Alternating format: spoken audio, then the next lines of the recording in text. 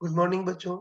देखो पिछली क्लास में हमने डायोड के सारे कंसेप्ट पढ़े थे और सबसे मेन चीज मैंने ये बताई थी कि जो डायोड है वो एक ट्रैफिक हवलदार के टाइप से मतलब एक वन वे स्विच के टाइप से काम करता है।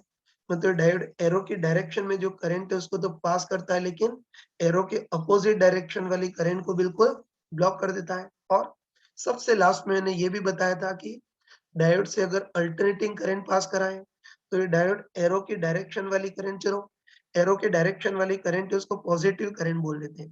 तो होता है डायोड एरो के डायरेक्शन वाली मतलब पॉजिटिव करंट को तो पास कर देगा, लेकिन एरो के अपोजिट वाली मतलब जो नेगेटिव करंट है उसको ब्लॉक कर देगा। तो होता है डायोड से गुजरने के बाद केवल एरो की डायरेक्शन वाली मतलब केवल एक ही डायरेक्शन की करंट ही डायोड से पास हो पाएगी। तो इससे हम बोल सकते हैं कि जो डायोड है वो अल्टरनेटिंग करंट को डायरेक्शनल करंट मतलब एसी को डीसी में कन्वर्ट कर देता है।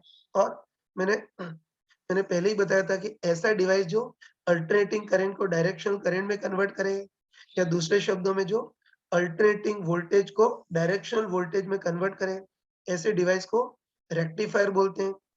ये तो हम क्लियरली सोच सकते हैं कि जो डायोड है उसका रेक्टिफायर की फॉर्म में भी यूज हो सकता है।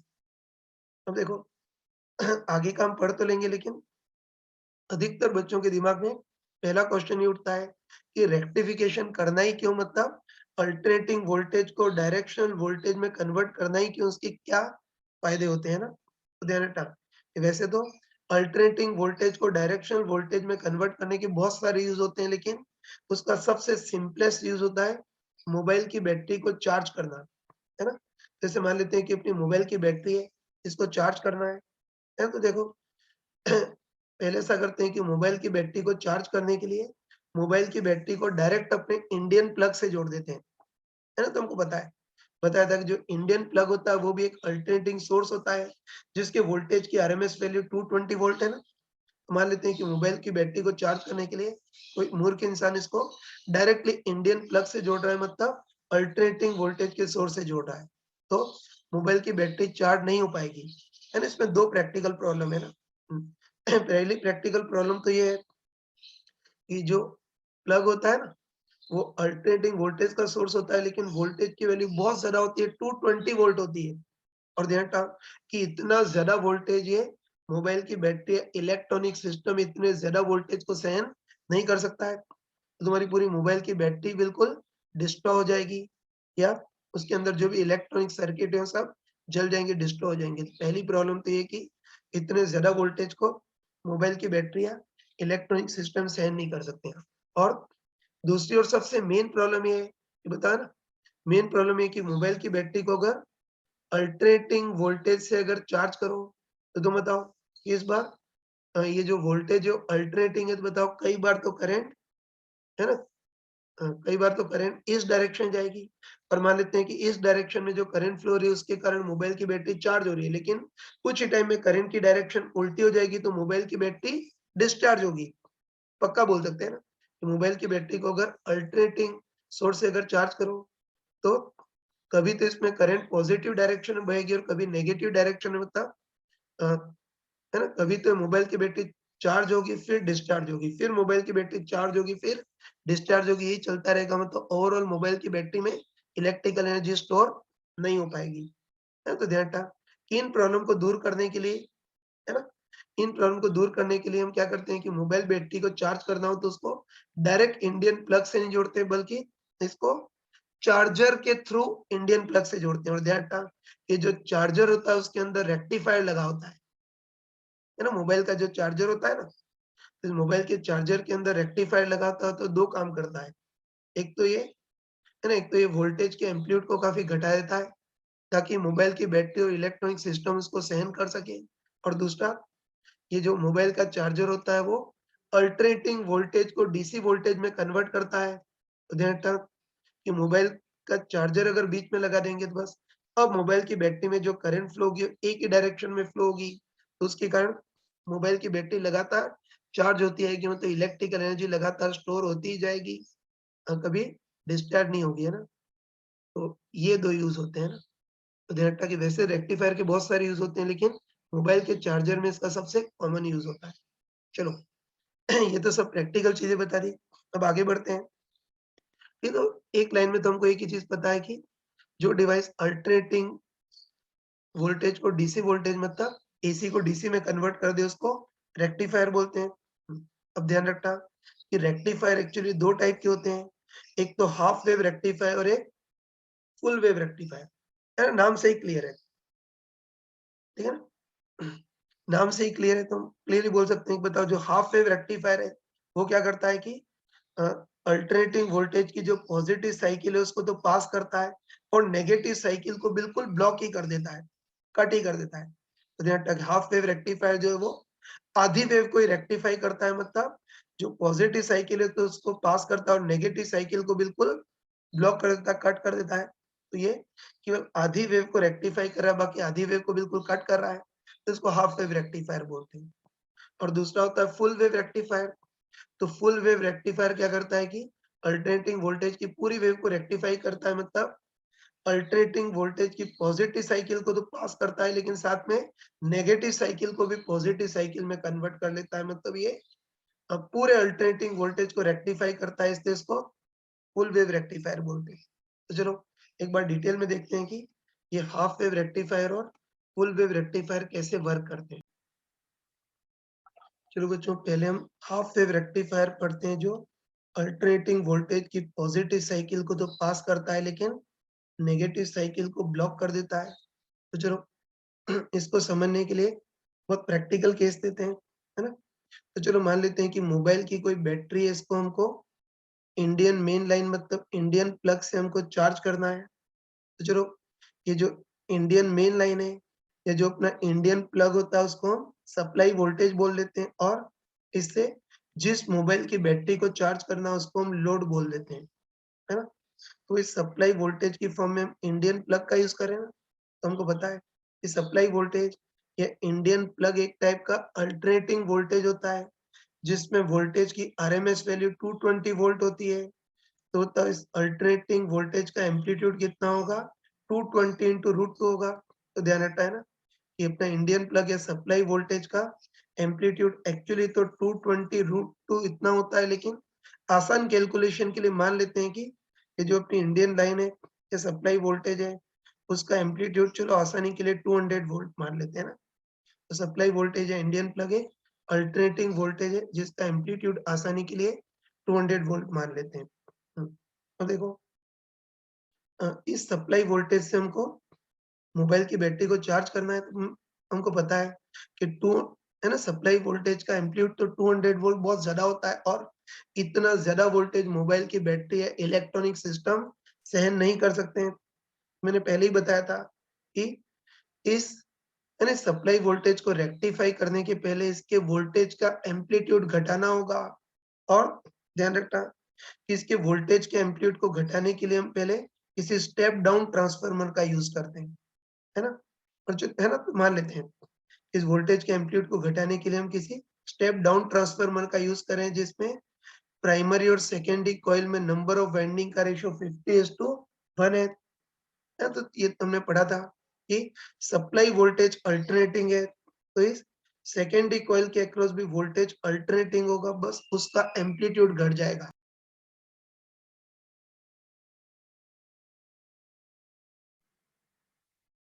ये बच्चों हमको अच्छे पता है कि सप्लाई वोल्टेज अल्टरनेटिंग है तो सेकेंडरी कॉइल के भी अक्रॉस जो वोल्टेज है वो बिल्कुल अल्टरनेटिंग ही होगा बस वोल्टेज का एम्पलीट्यूड घट जाएगा, है ना? और हम मुंह है ना हम बिल्कुल मुंह जुबानी बोल सकते हैं कि इस बार प्राइमरी कॉइल के कंपैरिजन में सेकेंडरी कॉइल में नंबर ऑफ वाइंडिंग 1/50 टाइम्स है तो प्रोपोर्शनली वोल्टेज का एम्पलीट्यूड भी 1/50 टाइम्स हो जाएगा, है ना?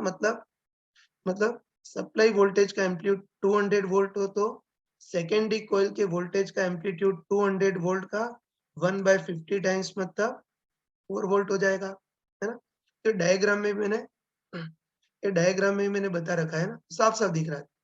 साफ-साफ दिख रहा है कि सप्लाई वोल्टेज अल्टरनेटिंग होगा तो सेकेंडरी कॉइल के अक्रॉस भी वोल्टेज अल्टरनेटिंग तो होगा बस उसका एम्पलीट्यूड घट जाएगा मतलब सप्लाई वोल्टेज का एम्पलीट्यूड तो 200 वोल्ट है लेकिन सेकेंडरी कॉइल के अक्रॉस वोल्टेज का एम्पलीट्यूड 4 वोल्ट होगा। हाँ, और देखो एक और चक्कर है ना, इसमें एक और चक्कर है। तो देखो, है ना? देखो इलेक्ट्रिकल है ना? इलेक्ट्रिकल इंजीनियरिंग में तुम पढ़ोगे कि अगर कभी भी हम ऐसे ट्रांसफार्मर का यूज़ करें तो उस केस में सप्लाई वोल्टेज के कंपैरिजन में सेकेंडरी कॉइल के अक्रॉस जो वोल्टेज है वो फेज में इन्वर्ट हो भी सकता है और नहीं भी हो सकता। ये तो तुम इलेक्ट्रिकल इंजीनियरिंग में पढ़ोगे कि ट्रांसफार्मर में अगर प्राइमरी कॉइल और सेकेंडरी कॉइल दोनों बिल्कुल सेम ओरिएंटेशन में हो, तब तो सप्लाई वोल्टेज के कंपैरिजन में सेकेंडरी कॉइल के अक्रॉस जो वोल्टेज है वो बिल्कुल सेम फेज में होगा। लेकिन है ना? लेकिन ये भी ध्यान रखना कि अगर प्राइमरी वाइंडिंग और सेकेंडरी वाइंडिंग दोनों अपोजिट ओरिएंटेशन में हो, तो उस केस में फिर सप्लाई वोल्टेज के कंपैरिजन में सेकेंडरी कॉइल के अक्रॉस जो वोल्टेज है वो अपोजिट फेज में हो जाएगा, है ना? देखो, हम ज़्यादा कॉम्प्लिकेसी में नहीं फँसना चाहते हैं ना, ज़रा कॉम्प्लिकेसी में नहीं फँसना चाहते हैं, तो इसलिए हम है ना? इसलिए हम बाय डिफ़ॉल्ट यही मानते हैं कि इस बार प्राइमरी कॉइल, प्राइमरी वाइंडिंग और सेकेंडरी वाइंडिंग दोनों सेम ओरिएंटेशन में है। तो इस बार सप्लाई वोल्टेज के कंपैरिजन में सेकेंडरी कॉइल के अक्रॉस जो वोल्टेज होगा वो भी बिल्कुल सेम फेज में होगा। तो जो हम कंफर्म बोल सकते हैं कि सप्लाई वोल्टेज अल्टरनेटिंग है तो सेकेंडरी कॉइल के अक्रॉस भी वोल्टेज अल्टरनेटिंग होगा, बस उसका एम्पलीट्यूड घट जाएगा, 200 वोल्ट से घट करके 4 वोल्ट रह जाएगा। और ध्यान रखना है ना, ध्यान रखना कि इस सेकेंडरी कॉइल के अक्रॉस जो वोल्टेज है उसी को हम इनपुट वोल्टेज बोल देते हैं, है ना? ध्यान रखना कि इलेक्ट्रिकल इंजीनियरिंग में तो ये जो सप्लाई वोल्टेज होता है उसको इनपुट वोल्टेज बोलते हैं, लेकिन तुम्हारी जो एनसीईआरटी की बुक है उसमें क्या कर रखा है कि सेकेंडरी कॉइल के अक्रॉस जो वोल्टेज है उसको इनपुट वोल्टेज बोल रखा है, तो झगड़ा नहीं करते, है ना? तो आसानी के लिए ही करते हैं कि ये जो सेकेंडरी कॉइल के अक्रॉस जो वोल्टेज है उसी को हम इनपुट वोल्टेज बोल देते हैं। और जो आउटपुट वोल्टेज है वो इस लोड के अक्रॉस अचीव करते हैं। फिर बच्चों में सेकेंडरी कॉइल के अक्रॉस जो पोटेंशियल डिफरेंस है मतलब वीए माइनस वीबी उसको तो हम इनपुट वोल्टेज ले लेते हैं, और लोड के अक्रॉस जो पोटेंशियल डिफरेंस है मतलब जो वीपी माइनस वीक्यू उसको हम आउटपुट वोल्टेज बोल देते हैं ना। और ध्यान रखना कि इस बार हमको हाफ वेव रेक्टिफायर बनाना है। तो हाफ वेव रेक्टिफायर बनाने के लिए हम क्या करते हैं, बीच में एक कोई आइडियल डायोड लगाते हैं। याद रखना, हाफ वेव रेक्टिफायर बनाना हो तो एक डायोड का यूज करते हैं, और फुल वेव रेक्टिफायर बनाना हो तो ऐसे ऐसे दूसरे डायोड का भी यूज करेंगे। लेकिन अभी हाफ वेव रेक्टिफायर बनाना है तो बीच में हम केवल एक डायोड लगाते हैं।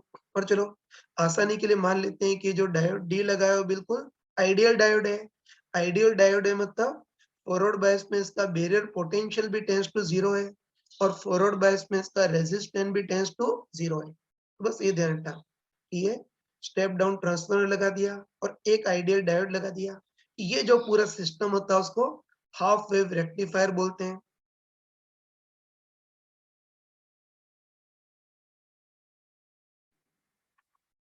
चलो बच्चों स्टार्ट करते हैं। ये तो पहले मान लेते हैं कि इनपुट वोल्टेज की पॉजिटिव साइकिल चल रही है, और मान लेते हैं कि इनपुट वोल्टेज की पॉजिटिव साइकिल में ये जो ए पॉइंट है वो हाई पोटेंशियल पर है और बी पॉइंट लो पोटेंशियल पर है। तो तुम खुद बताओ कि ए हाई पोटेंशियल और बी लो पोटेंशियल पर होगा, तो बताओ इस सर्किट में करंट हाई पोटेंशियल से लो पोटेंशियल की ओर मतलब सर्किट में करंट ऐसे बहने का ट्राई करेगी। और तुम देखते बताओ कि अभी तो ये जो करंट है वो डायोड में एरो की डायरेक्शन में बहने का ट्राई कर रही है, तो ये डायोड डी जो है वो फॉरवर्ड बायस में हो जाएगा, मतलब करंट को इजीली पास कर देगा। और तुमको बताओ कि बिल्कुल आइडियल डायोड है ना, बिल्कुल आइडियल डायोड है मतलब फॉरवर्ड बायस में इसका बैरियर पोटेंशियल भी टेंड्स टू 0, और फॉरवर्ड बायस में इसका रेजिस्टेंस भी टेंड्स टू 0, मतलब फॉरवर्ड बायस में जो डायोड है वो बिल्कुल एक शॉर्ट सर्किटेड वायर के टाइप से काम करेगा। बाकी इतना पक्का है कि जब इनपुट वोल्टेज की पॉजिटिव साइकिल चलेगी तब ये डायोड फॉरवर्ड बायस में होगा तो करंट को इजीली गुजरने देगा। तो बताए करंट लोड से भी गुजरेगी, लोड में करंट पी से क्यू की ओर गुजरेगी। तो बोल सकते हैं कि इनपुट वोल्टेज की पॉजिटिव साइकिल में डायोड फॉरवर्ड बायस में होगा तो करंट को पास करेगा, कर देगा ना। तो बताओ लोड से भी करंट गुजरेगी, और तुम बताओ कि लोड में करंट पी से क्यू की ओर बह रही है। तुम खुद बताओ कि चूंकि लोड में करंट पी से क्यू की ओर बह रही है तो वीपी माइनस वीक्यू पॉजिटिव होगा, और वीपी माइनस वीक्यू पॉजिटिव होगा तो आउटपुट वोल्टेज भी पॉजिटिव होगा। मतलब इनपुट वोल्टेज की जब पॉजिटिव साइकिल चलेगी तब तो आउटपुट वोल्टेज पॉजिटिव होगा। और कितना होगा वो भी देख सकते हैं ना, अभी देख चुके हैं ना, अभी देख चुके हैं कि इनपुट वोल्टेज की पॉजिटिव साइकिल चलेगी तब ये जो डायोड होगा फॉरवर्ड बायस में होगा। और बताओ आइडियल डायोड है, इससे फॉरवर्ड बायस में बिल्कुल शॉर्ट सर्किटेड वायर के टाइप से काम करेगा। और तुम बताओ कि अभी ये जो डायोड है वो बिल्कुल शॉर्ट सर्किटेड वायर के टाइप से काम कर रहा है, तो अभी तो इनपुट के अक्रॉस जितना वोल्टेज होगा आउटपुट के लोड के अक्रॉस भी उतना ही वोल्टेज होगा। तो हम बोल सकते हैं कि है ना, बोल सकते हैं कि पॉजिटिव साइकिल में तो इनपुट के अक्रॉस वोल्टेज इतना है, तो लोड और आउटपुट के अक्रॉस भी वोल्टेज बिल्कुल उतना ही होगा। तो इनपुट वोल्टेज की पॉजिटिव साइकिल में तो जितना इनपुट वोल्टेज होगा आउटपुट वोल्टेज भी बिल्कुल उतना ही होगा। चलो अब आगे बढ़ते हैं, है ना, आगे बढ़ते हैं। अब चलो मान लेते हैं कि अब इनपुट वोल्टेज की नेगेटिव साइकिल चल रही है, और होता है इनपुट वोल्टेज की नेगेटिव साइकिल में पोलैरिटी उल्टी हो जाएगी, मतलब ये जो ए है वो लो पोटेंशियल पर और बी हाई पोटेंशियल पर हो जाएगा। तो बताओ अब इस सर्किट में करंट हाई पोटेंशियल से लो पोटेंशियल की ओर ऐसे बहने का ट्राई करेगी ना, तो अब सर्किट में करंट हाई से लो पोटेंशियल की ओर ऐसे बहने का ट्राई करेगी। तो तुम बताओ, है ना, तुम बताओ कि इस बार है ना, इस बार जो करंट है वो डायोड में एरो के अपोजिट डायरेक्शन में बहने का दुस्साहस करिए। और बताओ करंट एरो के अपोजिट बहने का दुस्साहस करिए, तो बताओ अब ये जो डायोड डी है वो रिवर्स बायस में हो जाएगा, और रिवर्स बायस में आ जाएगा मतलब अब ये जो डायोड है वो करंट को बिल्कुल ब्लॉक कर देगा। तो इस बार है ना, हम बोल सकते हैं कि इनपुट वोल्टेज की जो नेगेटिव साइकिल है उसमें डायोड करंट को ब्लॉक कर देगा, मतलब अब ये जो करंट है वो टेंड्स टू जीरो हो जाएगी। और बताओ करंट जीरो होगी तो इस लोड के अक्रॉस पोटेंशियल डिफरेंस IRL भी टेंड्स टू जीरो होगा। कह सकते हैं ना, इनपुट वोल्टेज की नेगेटिव साइकिल में डायोड रिवर्स बायस में हो जाएगा, करंट ब्लॉक कर देगा। तो नेगेटिव साइकिल में लोड से बहने वाली करंट जीरो होगी, तो लोड के अक्रॉस पोटेंशियल डिफरेंस IR भी टेंड्स टू जीरो होगा, मतलब आउटपुट वोल्टेज जीरो हो जाएगा, है ना। और फिर आगे वही चलेगा, है ना। फिर बताओ जब इनपुट वोल्टेज की वापस पॉजिटिव साइकिल चलेगी तब डायोड फॉरवर्ड बायस में होगा, करंट को पास करेगा, शॉर्ट सर्किट वायर के टाइप से काम करेगा। तो अब जितना वोल्टेज इनपुट के अक्रॉस है उतना ही आउटपुट के वोल्ट अक्रॉस भी होगा। और नेगेटिव साइकिल में करंट ब्लॉक हो जाएगी तो आउटपुट के अक्रॉस वोल्टेज जीरो हो जाएगा। तो इससे हम पक्का बोल सकते हैं ना, इससे हम पक्का बोल सकते हैं कि ये जो पूरा सिस्टम है ना, साफ-साफ दिख रहा है। ये जो पूरा सिस्टम है वो इनपुट वोल्टेज की पॉजिटिव साइकिल को तो पास कर रहा है, लेकिन इनपुट वोल्टेज की नेगेटिव साइकिल को ब्लॉक कर देता है। मतलब ये केवल, है ना, मतलब इनपुट अल्टरनेटिंग वोल्टेज के केवल आधे पार्ट को रेक्टिफाई कर रहा है, आधे पार्ट को ब्लॉक कर रहा है, इसीलिए इसको हाफ वेव रेक्टिफायर बोलते हैं, है ना। तो बोर्ड में इसकी अपनी थ्योरी आती है, तो मैंने प्रॉपर शब्दों में इसकी थ्योरी लिख रखी है। तो हाफ वेव रेक्टिफायर की थ्योरी का पहला पेज है, फिर ये इसकी थ्योरी का दूसरा पेज है, ये इसकी थ्योरी का तीसरा पेज है, और ये इसकी थ्योरी का चौथा पेज है। तो तुम वीडियो पॉज़ करके इसको नोट कर सकते हो। देखो जो अभी हमने हाफ वेव रेक्टिफायर पढ़ लिया और देख लिया कि जो हाफ वेव रेक्टिफायर है वो इनपुट वोल्टेज की पॉजिटिव हाफ साइकिल को तो पास करता है, लेकिन नेगेटिव हाफ साइकिल को ब्लॉक कर देता है। इसलिए हाफ वेव रेक्टिफायर में जो आउटपुट वोल्टेज है उसका टाइम के साथ ग्राफ ऐसा आता है। तो हमको पता है कि t इक्वल टू 0, उसके बाद ये आधी साइकिल है, इससे t equal to capital T by 2, ये कंप्लीट साइकिल है, इससे t equal to capital T। और बताओ, है ना, पढ़ा था कि वोल्टेज वेरिएशन का टाइम पीरियड कितना होगा, सिंपली 2 पाई बाय ओमेगा है।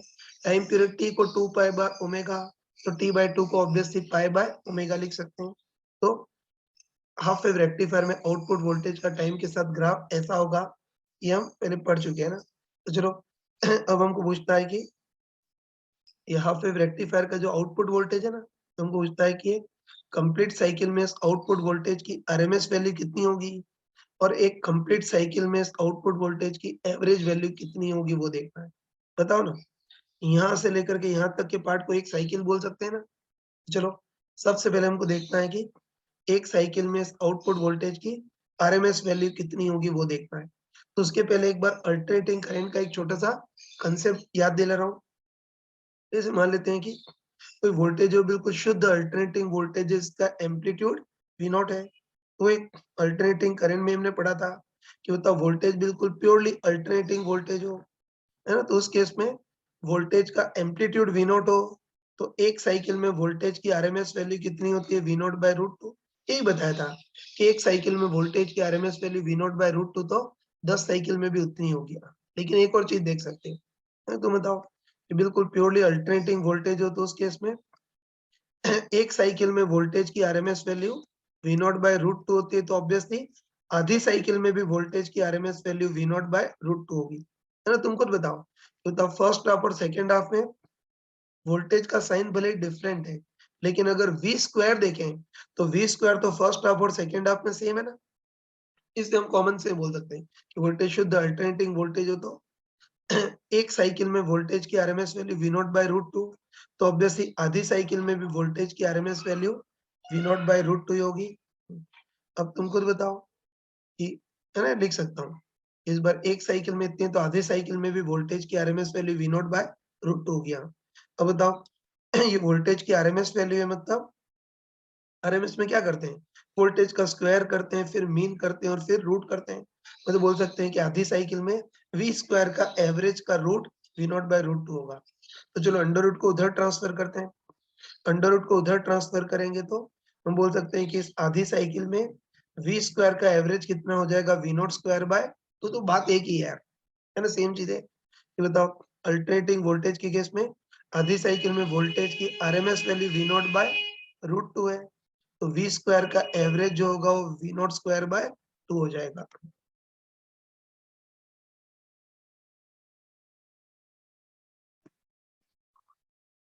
ये बच्चों वापस मेन पार्ट पे आते हैं ना, तो हमको देखना है कि हाफ वेव रेक्टिफायर में एक कंप्लीट साइकिल में आउटपुट वोल्टेज की आरएमएस वैल्यू कितनी होगी वो देखना है ना। और हमको पता है कि बताओ यहाँ से लेकर के यहाँ तक का जो इंटरवल होगा उसको हम एक साइकिल बोल सकते हैं ना। तो बस हमको देखना है कि यहाँ से यहाँ तक के इंटरवल में, मतलब एक कंप्लीट साइकिल में कि आउटपुट वोल्टेज की आरएमएस वैल्यू कितनी होगी वो देखना है। तो हमको पता है कि आरएमएस वैल्यू मतलब वही पहले वोल्टेज का स्क्वायर करेंगे, फिर मीन निकालेंगे और फिर रूट निकालेंगे। तो बताओ हमको कंप्लीट साइकिल में वोल्टेज की आरएमएस वैल्यू निकालनी है, तो उसके पहले हमको देखना होगा कि एक कंप्लीट साइकिल में वी स्क्वायर का एवरेज कितना होगा वो देखना है। देखो इसको हम गधों टाइप से मैथमेटिकली निकाल सकते हैं, लेकिन इतना घिसने की जरूरत नहीं है। इसको हम चालाकी से कर सकते हैं ना। तुम खुद बताओ, एक मिनट तुम खुद बताओ कि इस बार लकीली फर्स्ट हाफ और सेकेंड हाफ में टाइम बराबर बराबर लग रहा है। बताओ, लकीली फर्स्ट हाफ और सेकेंड हाफ में टाइम बराबर बराबर लग रहा है। बस हमको, है ना, तो बस हमको एक कंप्लीट साइकिल में वी स्क्वायर का एवरेज निकालना है ना। तो उसके लिए हम क्या करेंगे कि इस फर्स्ट हाफ, है ना, इस फर्स्ट हाफ साइकिल में वी स्क्वायर का एवरेज निकालेंगे, सेकेंड हाफ साइकिल में वी स्क्वायर का एवरेज निकालेंगे, और कंप्लीट साइकिल में वी स्क्वायर का एवरेज कितना होगा, फर्स्ट हाफ में वी स्क्वायर का एवरेज प्लस सेकेंड हाफ में वी स्क्वायर का एवरेज डिवाइडेड बाय टू। और ये हम जुगाड़ इसलिए लगा पा रहे हैं क्योंकि फर्स्ट हाफ और सेकेंड हाफ में टाइम सेम लग रहा है। तो ये बोल सकते हैं, ये बोल सकते हैं कि एक कंप्लीट साइकिल में वी स्क्वायर का एवरेज निकालना है, तो कैसे निकालेंगे, कोई फर्स्ट हाफ में वी स्क्वायर का एवरेज निकालेंगे, सेकेंड हाफ में वी स्क्वायर का एवरेज निकालेंगे, और कंप्लीट साइकिल में वी स्क्वायर का एवरेज क्या हो जाएगा, फर्स्ट हाफ में वी स्क्वायर का एवरेज प्लस सेकेंड हाफ में वी स्क्वायर का average divided by to. Start करते हैं ना। तो पहले हमको स्टार्ट करते हैं, पहले हमको यहाँ से यहाँ तक, मतलब फर्स्ट हाफ में वी स्क्वायर का एवरेज देखना है। तो हमको अच्छे पता है ना। वो तो अभी हम देख चुके हैं कि अगर अल्टरनेटिंग वोल्टेज हो तो उस केस में एक कंप्लीट साइकिल में भी वोल्टेज की RMS value V naught by root two होती है, और आधी साइकिल में वोल्टेज की RMS value V naught by root two होती है। तो इस आधी साइकिल में वी स्क्वायर का एवरेज कितना होगा, V naught square by two, है ना। तो हम बोल सकते हैं, है ना, हम बोल सकते हैं कि इस फर्स्ट हाफ, है ना, बोल सकते हैं कि यहाँ से यहाँ तक, मतलब इस फर्स्ट हाफ में वी स्क्वायर का एवरेज कितना होगा, simply V naught square by two होगा, प्लस सेकेंड हाफ में वी स्क्वायर का एवरेज। तो बताओ सेकेंड हाफ में तो आउटपुट वोल्टेज जीरो का जीरो ही है, तो वी स्क्वायर का एवरेज भी जीरो होगा। तो बस आराम से बताओ ना, आराम से बताओ कि फर्स्ट हाफ में वी स्क्वायर का एवरेज कितना होगा, V naught square by two, second half में वी स्क्वायर का एवरेज जीरो। तो होता है कंप्लीट साइकिल में वी स्क्वायर का एवरेज कितना होगा, फर्स्ट हाफ में वी स्क्वायर का एवरेज प्लस सेकेंड हाफ में वी स्क्वायर का एवरेज डिवाइडेड बाय टू। तो इसको सॉल्व करेंगे तो कंप्लीट साइकिल में वी स्क्वायर का एवरेज कितना हो गया, V naught square by four. बस अब तो इजीली कर सकते हैं ना। चलो लिख ही देता हूँ इधर।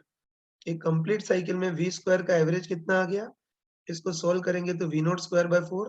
बस आराम से बताओ, है ना, आराम से बताओ कि वोल्टेज का स्क्वायर कर लिया, मीन निकाल लिया।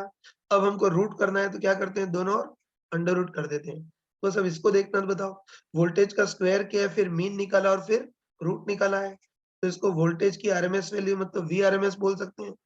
इक्वल टू कितना आ जाएगा, इसका अंडर रूट करेंगे तो वी नॉट बाय 2।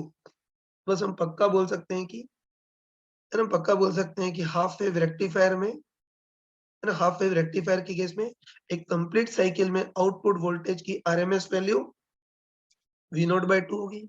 अब तो तुम खुद सोच सकते हो कि एक साइकिल में वोल्टेज की RMS value V naught by 2, तो 2 साइकिल में भी वोल्टेज की RMS value V naught by 2 ही होगी, और 1000 साइकिल के बाद भी वी नॉट बाय 2 ही होगी। लंबे समय में भी वोल्टेज की RMS value V naught by 2 ही होगी। ऐसे चालाकी से कर सकते हैं। देखो अभी तो हमने एक साइकिल में आउटपुट वोल्टेज की आरएमएस वैल्यू देखी। हम देखते हैं कि एक साइकिल में आउटपुट वोल्टेज का एवरेज वैल्यू कितना होता है वो देखते हैं। ये कम ही पूछा जाता है, लेकिन इसको एक बार देख लेते हैं ना। तो ये हाफ वेव रेक्टिफायर में आउटपुट ऐसा आता है ना, हमको बताया कि फर्स्ट हाफ साइकिल में तो जितना इनपुट वोल्टेज है उतना है आउटपुट वोल्टेज। तो इनपुट वोल्टेज अपना V equal to V naught sine omega T था, तो आउटपुट वोल्टेज भी वही। और सेकेंड हाफ में आउटपुट वोल्टेज बिल्कुल जीरो। तो कंप्लीट साइकिल में तो t इक्वल टू 0 से t equal 2 pi by omega. इस कंप्लीट साइकिल में वोल्टेज की एवरेज वैल्यू कितनी होगी वो देखना है ना। तो एवरेज वैल्यू तो हमको याद नहीं है, इसलिए इसको तो हमको मैथमेटिकली करना पड़ेगा, है ना। बस ये तुमने अल्टरनेटिंग करंट में ही पढ़ा होगा, है ना, कि अ, एक साइकिल में करंट की average value integration I D T upon integration D T. वैसे ही बताओ एक साइकिल में वोल्टेज की आरएमएस वैल्यू क्या होगी, integration V D T upon integration D T, है ना। तो बस हम बोल सकते हैं कि एक साइकिल में वोल्टेज की RMS, sorry, average value integration V D T upon integration D T. चलो सॉल्व करते हैं। अब इंटीग्रेशन वी डी टी तो हमको पता है कि t इक्वल 0 से t equal pi by omega. इस आधी साइकिल में तो वोल्टेज का function v equal V naught sine omega t है, लेकिन t equal pi by omega से 2 पाई बाय ओमेगा इस सेकंड हाफ में वोल्टेज की वैल्यू 0 है, या वोल्टेज का फंक्शन 0 है। तो बस इस बार कंप्लीट साइकिल के लिए इंटीग्रेशन वी डी टी लिखना निकालना है तो लिमिट ब्रेक करनी होगी, है ना। तो पहले फर्स्ट हाफ साइकिल की बात करते हैं, मतलब t इक्वल टू 0 से t equal to capital T by 2 मतलब पाई by omega.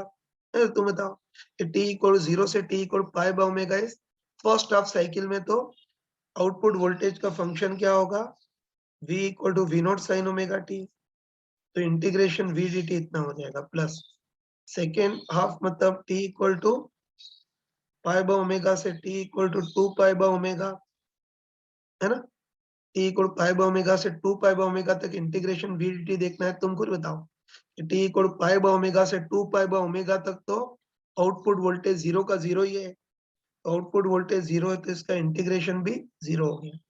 Upon integration dt, तो खुद ही बताओ कि इंटीग्रेशन dt तो क्या हो गया, एक साइकिल में लगा टोटल टाइम। ये तो इंटीग्रेशन dt तो एक साइकिल में लगा टोटल टाइम, वो तो सिंपली 2 पाई बाय ओमेगा है। बस आगे इसको सॉल्व कर लोगे ना, इसको फटाफट सॉल्व कर सकते हो। चलो पहले इस, बताओ दूसरी टर्म तो बिल्कुल 0 हो गई ना। सेकंड हाफ में तो आउटपुट वोल्टेज ही 0 है, तो ये टर्म तो बिल्कुल मर गई, 0 हो गई, है ना। बस हमको यही देखना है, आगे सॉल्व करना आता होगा। डायरेक्ट बताओ कि वी नॉट तो कांस्टेंट है बाहर, sin ओमेगा टी dt का इंटीग्रेशन कितना हो गया, minus cos omega T into 1 by omega, और लिमिट t इक्वल टू 0 से t equal to pi by omega ये आ गया। अपन नीचे कितना आ गया, नीचे इंटीग्रेशन dt जो एक साइकिल में लगा टोटल टाइम, तो टाइम पीरियड के बराबर 2 पाई बाय ओमेगा। सॉल्व करोगे तो ओमेगा से ओमेगा कैंसिल, उसके बाद इतनी मैथमेटिक्स आती होगी, इसमें लिमिट रखोगे ना, इसमें अगर लिमिट रख कर सॉल्व करोगे तो ये कितना आएगा, है ना। इसको लिमिट रख कर सॉल्व करोगे तो ये कितना आएगा, 1 माइनस माइनस 1 मतलब 2 हो गया है। तुम खुद कर सकते हो ना। सॉल्व करेंगे तो ओमेगा से ओमेगा भी कैंसिल, 2 से 2 भी कैंसिल। तो एक कंप्लीट साइकिल में वोल्टेज की एवरेज वैल्यू कितनी आ गई अपने पास, वी नॉट बाय पाई इतनी आ गई। और हमको पता है कि एक साइकिल में वोल्टेज की एवरेज वैल्यू इतनी है, तो 2 साइकिल में भी उतनी होगी, 10 साइकिल में भी उतनी होगी, और लंबे टाइम के लंबे टाइम में भी वोल्टेज की एवरेज वैल्यू उतनी होगी। मैंने दोनों बता दिए, लेकिन अपने एग्जाम में आरएमएस वैल्यू ज्यादा पूछता है, एवरेज वैल्यू तो मतलब अपने गवर्नमेंट के एग्जाम में ज्यादा नहीं पूछता है। चलिए बच्चों, हाफ वेव रेक्टिफायर में इनपुट और आउटपुट वोल्टेज के टाइम पीरियड के बारे में देख लेते हैं। ठीक है, तो साफ साफ दिख रहा है ना, साफ साफ दिख रहा है कि ये इनपुट वोल्टेज भी इतने टाइम के बाद रिपीट हो रहा है ना, और क्लियरली दिख रहा है कि ये जो आउटपुट वोल्टेज है वो भी इतने टाइम के बाद रिपीट हो रहा है। तो साफ साफ बोल सकते हैं कि हाफ वेव रेक्टिफायर के केस में इनपुट वोल्टेज जितने टाइम के बाद रिपीट हो रहा है, आउटपुट वोल्टेज भी उतने ही टाइम के बाद रिपीट हो रहा है। मतलब बोल सकते हैं कि इस केस में इनपुट वोल्टेज के वेरिएशन का जितना टाइम पीरियड होगा, आउटपुट वोल्टेज के वेरिएशन का भी टाइम पीरियड उतना ही होगा। और तुम खुद बताओ कि हाफ वेव रेक्टिफायर में इनपुट और आउटपुट वोल्टेज के वेरिएशन का टाइम पीरियड सेम होगा, तो इनपुट और आउटपुट वोल्टेज वेरिएशन की फ्रीक्वेंसी भी सेम होगी और एम्पलीट्यूड भी सेम होगा। हमको पता है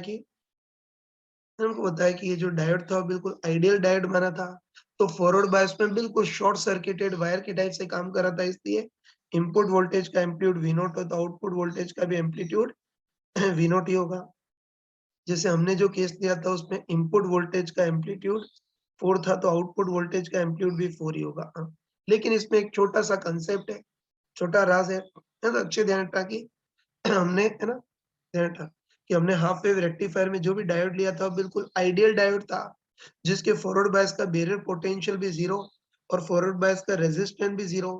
तो उस केस में फॉरवर्ड बायस में बिल्कुल शॉर्ट सर्किटेड वायर के टाइप से काम कर रहा था, तो उस केस में जितना इनपुट वोल्टेज उतना ही आउटपुट वोल्टेज होता था, है ना। लेकिन कई बार हमको है ना एनसीईआरटी के एग्जाम्पलर प्रॉब्लम में कुछ ऐसे क्वेश्चन है जिसमें जो है ना हाफ वेव रेक्टिफायर में जो डायोड यूज होता है वो आइडियल डायोड नहीं है। जैसे मान लेते हैं सिलिकॉन का डायोड है, और तुम आराम से बताओ ये डायोड आइडियल डायोड नहीं हो बल्कि सिलिकॉन का डायोड हो, तो हमको होता है कि इसका बैरियर पोटेंशियल कितना होता है 0.7 वोल्ट। तो तुम बताओ कि फॉरवर्ड बायस में करंट को पास तो कर लेगा, लेकिन इसका बैरियर पोटेंशियल जो 0.7 वोल्ट है, उसके कारण इनपुट वोल्टेज के कंपैरिजन में आउटपुट वोल्टेज का एम्पलीट्यूड 0.7 वोल्ट जितना घट जाएगा। बताया था ना, बैरियर पोटेंशियल तो अपोजिंग पोटेंशियल के टाइप से काम करता है। तो सिलिकॉन का डायोड हो जिसका बैरियर पोटेंशियल 0.7 वोल्ट हो, तो उस केस में इनपुट वोल्टेज का एम्पलीट्यूड जितना होगा, आउटपुट वोल्टेज का जो एम्पलीट्यूड होगा वो 0.7 जितना कम होगा। मतलब इनपुट वोल्टेज का एम्पलीट्यूड 4 हो, तो आउटपुट वोल्टेज का एम्पलीट्यूड कितना हो जाएगा 4 माइनस 0.7 मतलब 3.3 वोल्ट, है ना। तो उस केस में आउटपुट वोल्टेज का एम्पलीट्यूड 3.3 वोल्ट होगा, तो वो तुम एडजस्ट कर सकते हो। लेकिन क्वेश्चन में कुछ भी नहीं कहा गया तो अपनी ज्यादा होशियारी नहीं दिखाएंगे। कुछ भी नहीं कहा गया तो बाय डिफॉल्ट ये मानेंगे कि आइडियल डायोड है जिसके बैरियर पोटेंशियल टेंड्स टू 0 है, तो उस केस में इनपुट वोल्टेज का एम्पलीट्यूड 4 है, तो आउटपुट वोल्टेज का भी एम्पलीट्यूड बिंदास 4 ही होगा।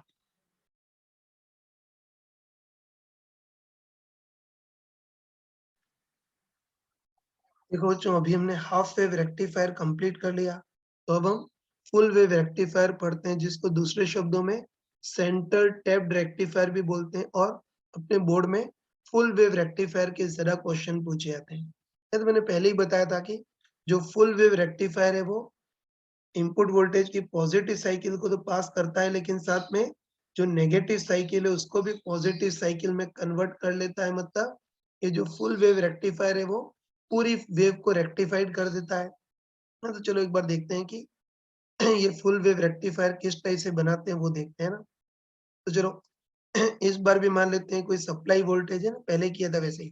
तो इस बार ही मान लेते हैं सप्लाई वोल्टेज है जो कि एक अल्टरनेटिंग वोल्टेज है, और इसका एम्पलीट्यूड मान लेते हैं कि 200 वोल्ट है।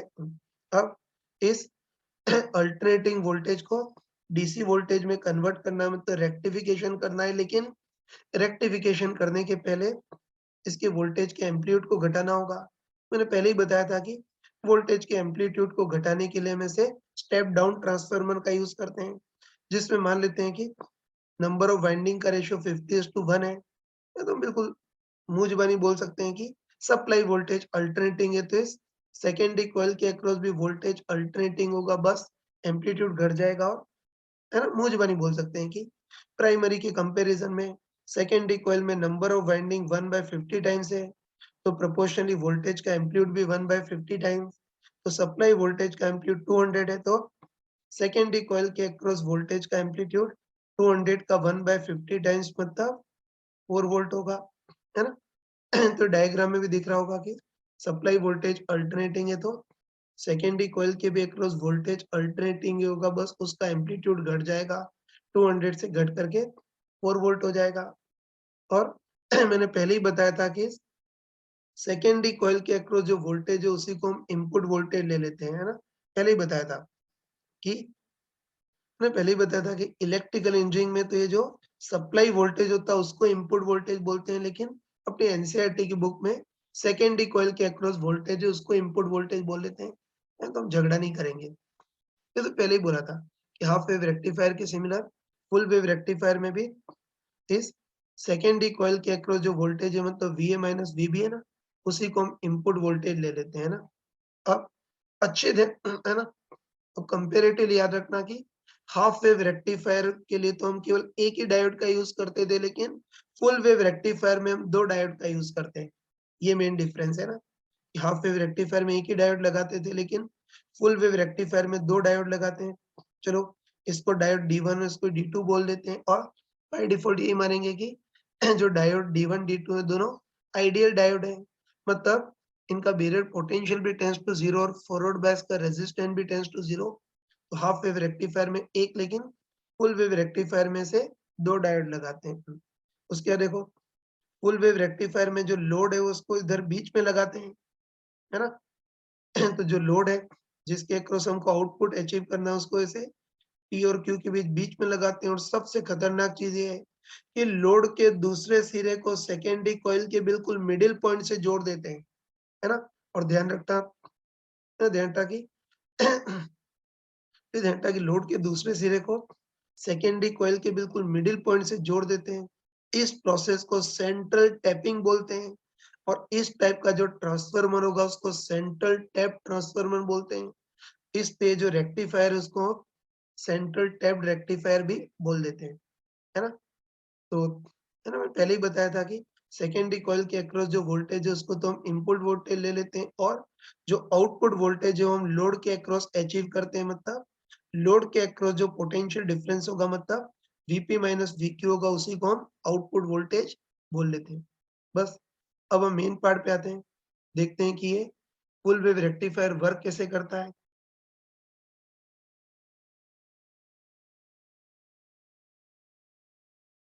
चलिए बच्चों मेन पार्ट पे आते हैं, देखते हैं कि फुल वेव रेक्टिफायर कैसे वर्क करता है। तो मैंने अभी बताया था कि सेकेंडरी कॉइल के अक्रॉस जो वोल्टेज है मतलब जो वीए माइनस वीबी है उसी को हम इनपुट वोल्टेज लेते हैं ना। तो चलो, है ना? तो चलो पहले मान लेते हैं कि इनपुट वोल्टेज की पॉजिटिव साइकिल चल रही है ना? मान लेते हैं कि इनपुट वोल्टेज की पॉजिटिव साइकिल में ये जो ए पॉइंट है वो हाई पोटेंशियल पर है और बी पॉइंट लो पोटेंशियल पर है। तो तुम खुद बताओ कि पॉजिटिव साइकिल में ए पॉइंट हाई और बी पॉइंट लो पोटेंशियल पर हो, तो बताओ सर्किट में करंट हाई पोटेंशियल से लो पोटेंशियल की ओर मतलब ऐसे बहने का ट्राई करेगी।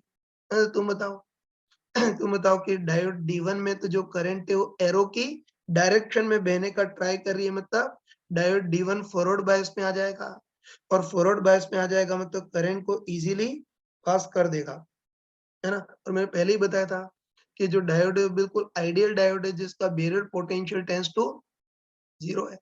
आइडियल डायोड है, इससे फॉरवर्ड बायस में बिल्कुल शॉर्ट सर्किटेड वायर के टाइप से काम करेगा। बाकी इतना पक्का है कि इनपुट वोल्टेज की जो पॉजिटिव साइकिल है उसमें डायोड D1 तो फॉरवर्ड बायस में होगा तो करंट को इजीली पास कर देगा।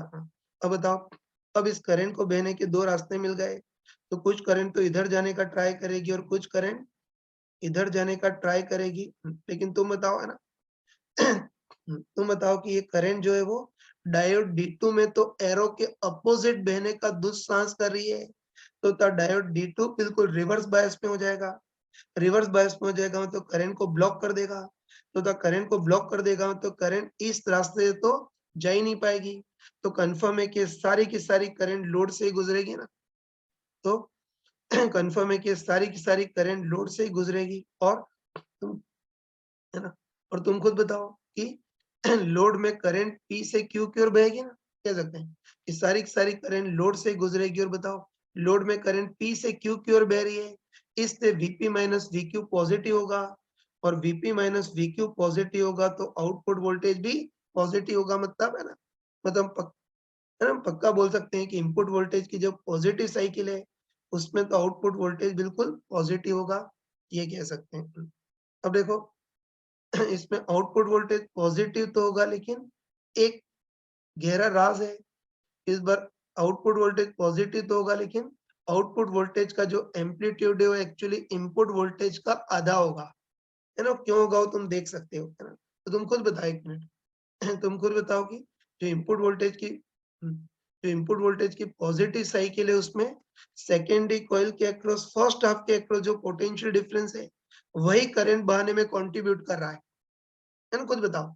इनपुट वोल्टेज की जो पॉजिटिव साइकिल है ना उसमें इनपुट वोल्टेज मतलब सेकेंडरी कॉइल के अक्रॉस वोल्टेज का है जो फर्स्ट हाफ है ना, ये जो फर्स्ट हाफ के अक्रॉस जो वोल्टेज है वही करंट बहाने में कंट्रीब्यूट कर रहा है, बाकी सेकेंडरी कॉइल के सेकेंड हाफ के अक्रॉस जो पोटेंशियल डिफरेंस है वो तो बिल्कुल ब्लॉक हो गया है, वो करंट बहाने में कंट्रीब्यूट नहीं कर रहा है। जैसे कि इनपुट वोल्टेज में तो सेकेंडरी कॉइल के अक्रॉस टोटल वोल्टेज 4 वोल्ट हो, तो फर्स्ट हाफ के अक्रॉस जो 2 वोल्ट का जो पोटेंशियल डिफरेंस है वही लोड में करंट बहाने में कंट्रीब्यूट कर रहा है, बाकी सेकेंड हाफ के अक्रॉस जो 2 वोल्ट का जो पोटेंशियल डिफरेंस है वो तो ब्लॉक हो गया है, वो करंट बहाने में कंट्रीब्यूट नहीं कर रहा है, ये तो बिल्कुल धरा के धरा रह जाएगा। तो बस एक लाइन में ये बोल सकते हैं ना, है ना, सॉरी, हम एक लाइन में बोल सकते हैं कि इनपुट वोल्टेज की जो पॉजिटिव साइकिल है उसमें सेकेंडरी कॉइल का फर्स्ट हाफ के अक्रॉस जो पोटेंशियल डिफरेंस है वही लोड में करंट बहाने के लिए में कंट्रीब्यूट कर रहा है, तो बताओ फर्स्ट हाफ के अक्रॉस जितना पोटेंशियल डिफरेंस होगा उतना ही लोड के अक्रॉस होगा, तुम खुद बताओ ना, तुम खुद बताओ कि ये जो पॉजिटिव साइकिल थी ना उसमें डायोड D1 फॉरवर्ड बायस में था, शॉर्ट सर्किटेड वायर के टाइप से काम कर रहा था, बस तुम बताओ कि तो मतलब सेकेंडरी कॉइल के फर्स्ट हाफ के अक्रॉस जो पोटेंशियल डिफरेंस होगा लोड या आउटपुट के अक्रॉस भी पोटेंशियल डिफरेंस उतना ही होगा, तो हम बोल सकते हैं ना, हम बोल सकते हैं कि अभी आउटपुट के अक्रॉस जो पोटेंशियल डिफरेंस होगा वो फर्स्ट हाफ के पोटेंशियल डिफरेंस के बराबर होगा, मतलब सेकेंड मतलब इनपुट वोल्टेज का आधा होगा, मतलब बोल सकते हैं कि इनपुट वोल्टेज का एम्पलीट्यूड 4 वोल्ट हो, आउटपुट वोल्टेज का एम्पलीट्यूड उसका आधा होगा मतलब 2 वोल्ट होगा। चलो अब आगे बढ़ते हैं।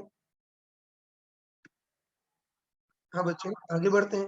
हाँ, चलो अब है ना, अब मान लेते हैं कि इनपुट वोल्टेज की नेगेटिव साइकिल चल रही है और इनपुट वोल्टेज की नेगेटिव साइकिल में पोलैरिटी बिल्कुल उल्टी हो जाएगी, मतलब अब ये जो ए पॉइंट है वो लो पोटेंशियल पर होगा और बी पॉइंट हाई पोटेंशियल पर होगा।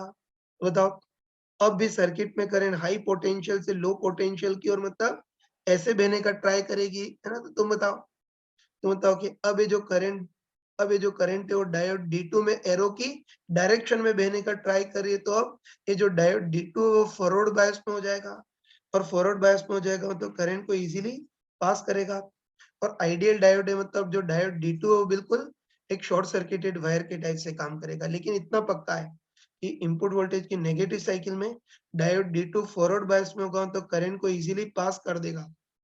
तो बताओ इस बार भी करंट को बहने के 2 रास्ते मिले, तो कुछ तो करंट इधर जाने का ट्राई करेगी और कुछ करंट इधर जाने का ट्राई करेगी, लेकिन है ना, लेकिन तुम बताओ सॉरी, लेकिन तुम बताओ कि ये जो करंट तुम बताओ कि ये जो करंट है वो डायोड D1 में तो एरो के अपोजिट बहने का दुस्साहस कर रही है, तो अभी जो डायोड D1 है वो बिल्कुल रिवर्स बायस में हो जाएगा, मतलब करंट को ब्लॉक कर देगा। और तुम बताओ कि डायोड D1 जो है वो करंट को ब्लॉक कर देगा, मतलब इस रास्ते तो करंट जा ही नहीं पाएगी, तो बताओ इस रास्ते जा ही नहीं पाएगी तो इस बार भी सारी की सारी करंट लोड से ही गुजरेगी, है ना, तो इधर ब्लॉक है मतलब इधर तो जा ही नहीं पाएगी, तो है ना, तो इस बार भी सारी की सारी करंट लोड से ही गुजरेगी।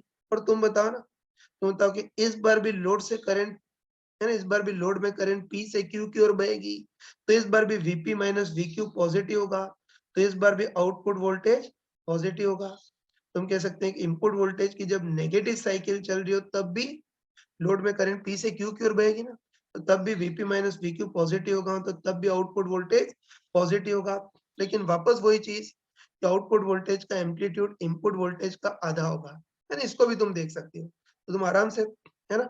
है ना? तो तुम कॉन्फिडेंटली बताओ, तुम कॉन्फिडेंटली बताओ कि जब इनपुट वोल्टेज की नेगेटिव साइकिल चल रही होगी, तब सेकेंडरी कॉइल के लोअर हाफ के अक्रॉस जो पोटेंशियल डिफरेंस होगा, वही लोड में करंट बहाने में कंट्रीब्यूट करेगा।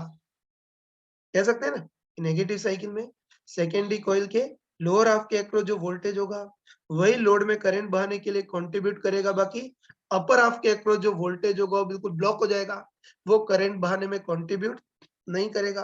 तो हम पक्का, है ना, पक्का बोल सकते हैं कि इनपुट वोल्टेज की जो नेगेटिव साइकिल है उसमें केवल लोअर हाफ के अक्रॉस जो वोल्टेज है वही लोड में करंट बहाने के लिए कंट्रीब्यूट करेगा, क्या ऐसा ही बोल सकते हैं? बताओ। अभी ये जो diode D2 short circuit wire, मतलब ये जो डायोड D2 है वो बिल्कुल शॉर्ट सर्किट वायर के टाइप से काम कर रहा है। तुम बताओ कि लोअर हाफ के अक्रॉस जितना पोटेंशियल डिफरेंस होगा, इस लोड या आउटपुट के अक्रॉस भी पोटेंशियल डिफरेंस उतना ही होगा। तो हम बोल सकते हैं कि अभी, है ना, अभी इस आउटपुट के अक्रॉस पोटेंशियल डिफरेंस किसके बराबर होगा? लोअर हाफ के पोटेंशियल डिफरेंस के बराबर, मतलब ऑब्वियसली इनपुट वोल्टेज के आधे के बराबर होगा। बस कह सकते हैं कि नेगेटिव साइकिल में भी आउटपुट वोल्टेज पॉजिटिव तो होगा, लेकिन वो उसका एम्पलीट्यूड इनपुट वोल्टेज का आधा होगा, मतलब 2 वोल्ट होगा। और बस अब बार-बार यही चलेगा, है ना?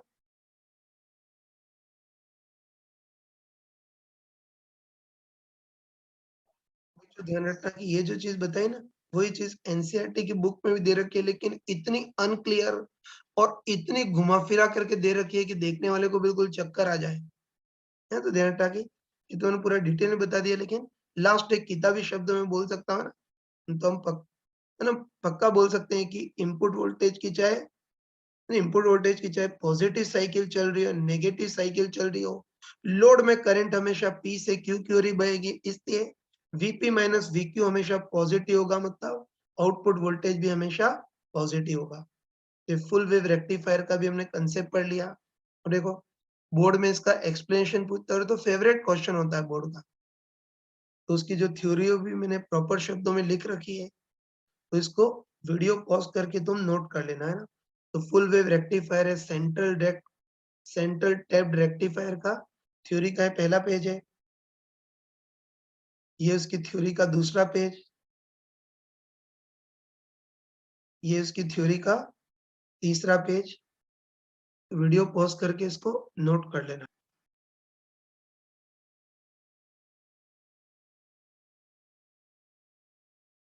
देखो बच्चों, अभी हमने फुल वेव रेक्टिफायर में आउटपुट वोल्टेज का ग्राफ देखा, इस टाइप का आता है। और चलो ऐसा करते हैं कि आउटपुट वोल्टेज के एम्पलीट्यूड को V नॉट मान लेते हैं। तो सबसे पहले हमको पूछता है कि आउटपुट वोल्टेज का एम्पलीट्यूड V नॉट हो तो आउटपुट वोल्टेज की आरएमएस वैल्यू कितनी होगी, वो पूछता है। तो इसको तो हम डायरेक्ट कर सकते हैं ना। चलो तुम खुद सोच के बताओ कि V नॉट एम्पलीट्यूड का अगर अल्टरनेटिंग वोल्टेज होता है ना, वी नॉट एम्पलीट्यूड का कोई शुद्ध अल्टरनेटिंग वोल्टेज होता, तो उसकी तो RMS value V naught by root two होती है। तो बताओ, इस टाइप के वोल्टेज की RMS value V naught by root two है, तो इस टाइप का जो वोल्टेज है उसकी भी RMS value V naught by root two ही होगी, है ना? हमको पता है कि बताओ वी आरएमएस में तो हम वी के स्क्वायर का एवरेज करते हैं ना, मतलब वोल्टेज का स्क्वायर करते हैं।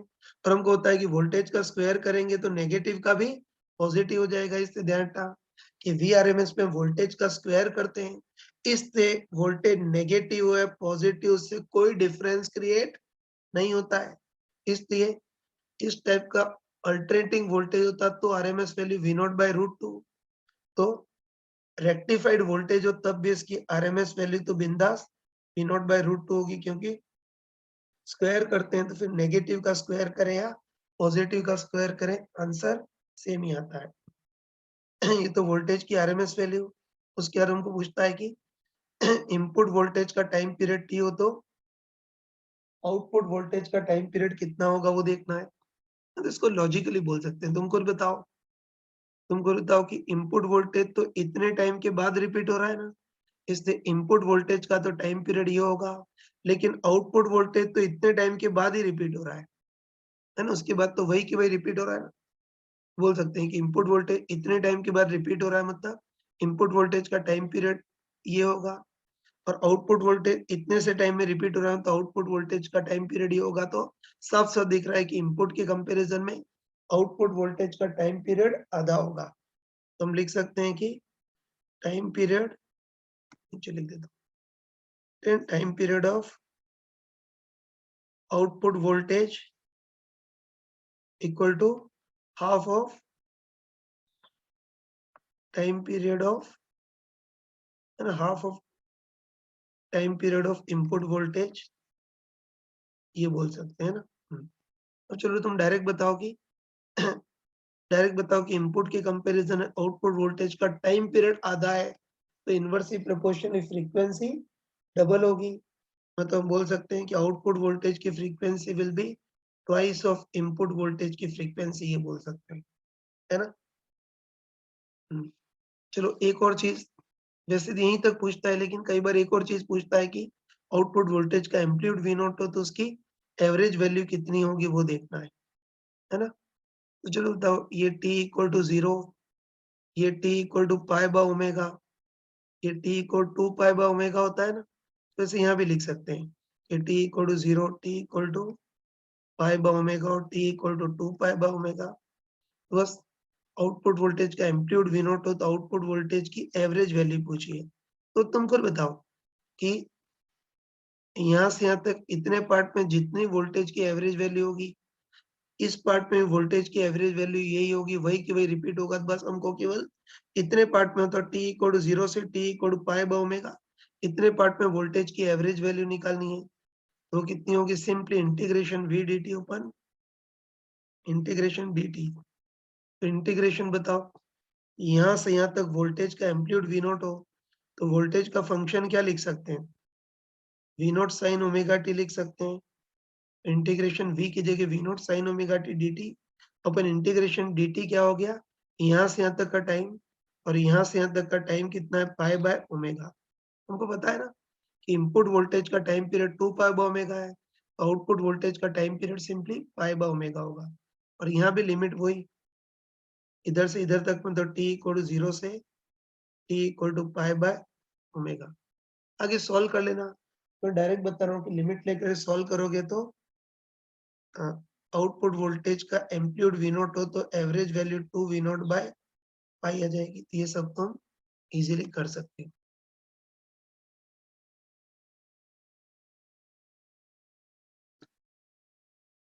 देखो जो अभी हमने फुल वेव रेक्टिफायर पढ़ा, जिसको दूसरे शब्दों में सेंट्रल टैप रेक्टिफायर बोलते हैं।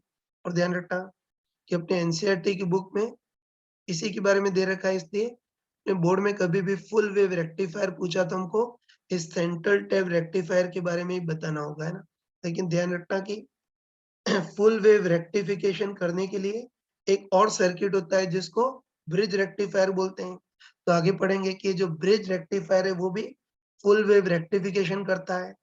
और एक्चुअली इसमें 4 डायोड यूज होते हैं जो कि व्हीटस्टोन ब्रिज के टाइप से लगे होते हैं, इसलिए इसको लोगों ने ब्रिज रेक्टिफायर नाम दे दिया। तो चलो एक बार देखते हैं कि ब्रिज रेक्टिफायर कैसे काम करता है वो देखते हैं। तो ध्यान रखा कि जिस जिस अल्टरनेटिंग वोल्टेज को हमको डीसी वोल्टेज में कन्वर्ट करना है उसको इनपुट अल्टरनेटिंग वोल्टेज बोल देते हैं ना। तो मान लेते हैं कि इनपुट वोल्टेज की फॉर्म में हम किसी अल्टरनेटिंग वोल्टेज का यूज कर रहे हैं और चलो मान लेते हैं कि इसका एम्पलीट्यूड शुरू से ही काफी कम है ताकि हमको किसी स्टेप डाउन ट्रांसफॉर्मर की जरूरत नहीं है ना। तो ये मान लेते हैं कि इनपुट अल्टरनेटिंग वोल्टेज है जिसका एम्पलीट्यूड काफी कम है, जैसे कि 5 वोल्ट है। अब देखो, अब हमको इस अल्टरनेटिंग वोल्टेज का फुल वेव रेक्टिफिकेशन करना है ना। तो चलो ऐसा करते हैं कि लोड है ना, जो लोड वाला रेजिस्टेंस जिसके अक्रॉस हम आउटपुट अचीव करते हैं, इस लोड को हम पी और क्यू के बीच लगा देते हैं। बस जो आउटपुट वोल्टेज जो लोड के अक्रॉस अचीव करते हैं, मतलब लोड के अक्रॉस जो पोटेंशियल डिफरेंस है मतलब वीपी माइनस वीक्यू, उसी को आउटपुट वोल्टेज बोल देते हैं ना। तो ये वाला तो इनपुट वोल्टेज और लोड के अक्रॉस जो पोटेंशियल डिफरेंस होगा मतलब जो वीपी माइनस वीक्यू होगा उसको आउटपुट वोल्टेज बोल देते हैं, है ना। अब देखो इस बार हमको है ना इस बार हमको फुल वेव रेक्टिफिकेशन करना है, मतलब हम चाहते हैं ना हम चाहते हैं कि इनपुट वोल्टेज की चाहे पॉजिटिव साइकिल चल रही हो या चाहे नेगेटिव साइकिल चल रही हो, है ना? हम यही चाहते हैं कि इनपुट वोल्टेज की चाहे पॉजिटिव साइकिल चल रही हो या नेगेटिव साइकिल चल रही हो, लेकिन आउटपुट वोल्टेज हमेशा पॉजिटिव हो, मतलब Vp माइनस Vq हमेशा पॉजिटिव हो। मतलब हम चाहते हैं कि लोड में करंट हमेशा P से Q की ओर बहे। समझते हो ना? इनपुट वोल्टेज पॉजिटिव नेगेटिव कैसा भी हो, हम चाहते हैं कि आउटपुट वोल्टेज हमेशा पॉजिटिव हो, मतलब Vp माइनस Vq पॉजिटिव हो। मतलब हम चाहते हैं कि चाहे कुछ भी हो जाए, लोड में हमेशा करंट P से Q की ओर बहे, ऐसा चाहते हैं। तो उसके लिए डायोड कैसे लगाने होंगे वो देखना है, तो वो तुम खुद ही डिसाइड कर सकते हो, है ना? तो चलो हिम्मत करके स्टार्ट करते हैं ना।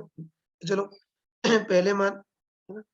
पहले मान लेते हैं कि इनपुट वोल्टेज की पॉजिटिव साइकिल चल रही है, और चलो मान लेते हैं ना, मान लेते हैं कि इनपुट वोल्टेज की जो पॉजिटिव साइकिल है उसमें ए वाला पार्ट है वो हाई पोटेंशियल पर है, और इनपुट वोल्टेज की पॉजिटिव साइकिल में जो ए पॉइंट है वो हाई पोटेंशियल पर है और बी पॉइंट लो पोटेंशियल पर है। तो द सर्किट में करंट हाई पोटेंशियल से लो पोटेंशियल की ओर, मतलब ऐसे बहने का ट्राई करेगी, है ना? हाई से लो मतलब करंट ऐसे बहने का ट्राई करेगी। अब देखो, है ना? अब देखो हम चाहते हैं कि हम चाहते हैं कि इनपुट वोल्टेज की पॉजिटिव नेगेटिव कैसी भी साइकिल चल रही हो, हम चाहते हैं कि आउटपुट वोल्टेज हमेशा पॉजिटिव हो, मतलब Vp माइनस Vq हमेशा पॉजिटिव, मतलब हम चाहते हैं कि लोड में करंट हमेशा P से Q की ओर बहे। तो उसके लिए बताओ इस रास्ते से तो करंट एंटर करनी चाहिए, तभी तो P से Q की ओर बहेगी, है ना? वही एक अभी करंट ऐसी आ रही है ना, तो लोड में करंट P से Q की ओर बहे, ऐसा चाहते हैं। तो उसके लिए हम चाहते हैं कि इस रास्ते से करंट चली जाए, और इस रास्ते करंट चली जाए, मतलब यहाँ डायोड को सीधा लगाते हैं।